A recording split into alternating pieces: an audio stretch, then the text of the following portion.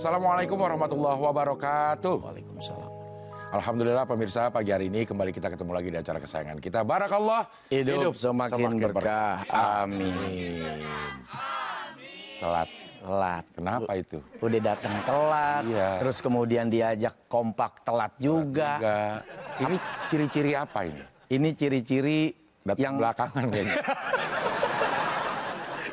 Iya. Tapi nggak apa-apa, yang penting mereka. Yang penting sudah sampai. Sampai di acara Barakallah yang hanya ada di SCTV. Sebagaimana lagu-lagu yang biasa kita dengar, iya, kan? Itu kenapa tidak ada liriknya? Karena memang itu spesial, instrumen. Masya Allah. Saksikan Barakallah hanya di SCTV. Dah, itu aja ya. Iya. Pagi ini bersama Ustadz Solmed kita akan membahas tema tentang durhaka pada orang tua haram bau surga.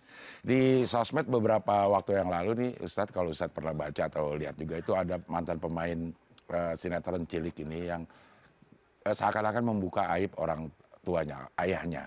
Curhat tentang kelakuan ayahnya yang katanya menelantarkan dia.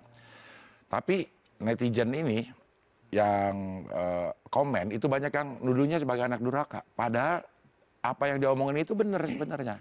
Nah, apakah ini termasuk kategori anak durhaka kalau membuka aib ayahnya gitu, Ustaz?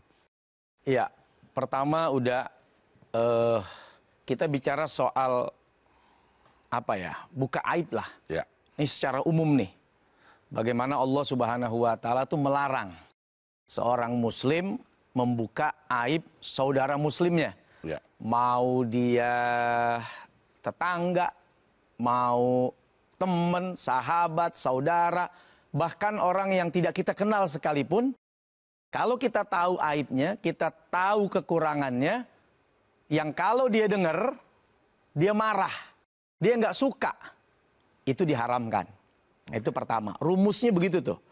Apalagi kalau yang dibuka adalah ayahnya, yang diceritakan aibnya bapaknya, yang telah ya istilahnya apa ya, melahirkan. Ya, ibu, bukan bapaknya dong? Iya. Yang melahirkan bukan bapaknya? Bapaknya ngapain ya?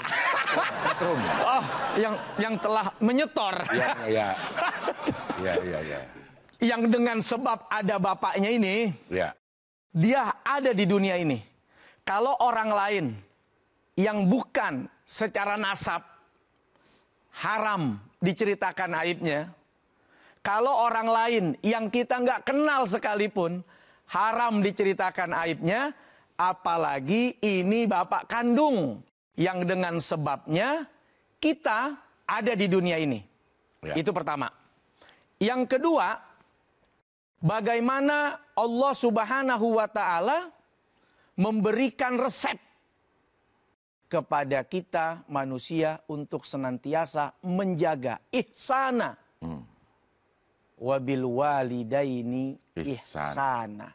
Ihsan itu boleh dibilang adalah pokok kebaikan. Iman, Islam, ihsan. Kalau tiga-tiganya ini diamalkan oleh seorang muslim, maka keislamannya sempurna, keimanannya sempurna, keihsanannya juga sempurna. Ihsan ini apa? Bahkan pada orang yang berbuat buruk sekalipun, kau tetap berbuat baik. Itu orang lain. Ya.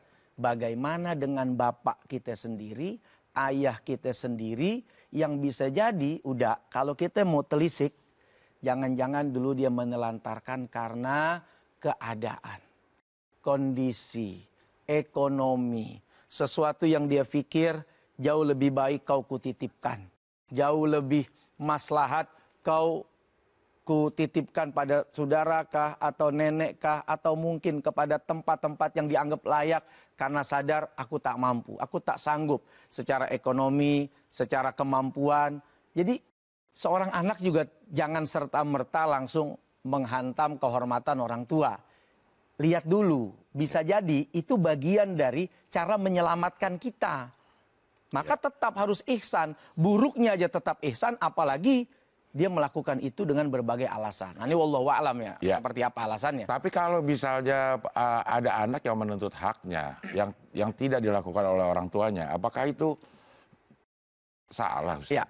Kan Maksudnya yang definisi aibnya itu apa? Misalnya apakah orang tua menelantarkan anaknya terus kita nggak boleh menuntut hak karena itu dianggap aib. Kayaknya tidak melakukan kewajiban kan bukan aib, pelanggaran gitu, Ustaz. Iya, artinya begini udah, sebatas kemudian masih dalam kategori normatif. Ya. Masya Allah, dulu ayah saya mungkin, jadi ada cerita sebagai intro. Tapi jangan sampai tujuan kita menceritakan adalah untuk menghantam kehormatan dan kemuliaannya. Misal begini, saya ini anak yang dititip oleh ayah saya kepada nenek. Tapi saya yakin bukan itu niat ayah saya menelantarkan. Ya. Saya percaya bahwa di dalam dirinya ada kebaikan yang mungkin saya tidak tahu. Ya. Tapi dengan izin Allah sekarang saya dipersatukan kembali. Ya. Ayah saya mungkin menyadari dan tidak sedikit pun saya hilang kehormatan dan kemuliaan untuknya dari diri saya pribadi. Jadi ada satu sisi nasihat, tapi di sisi lain tujuan kita untuk edukasi, ibroh. Bukan untuk menghantam dengan menceritakan keburukannya.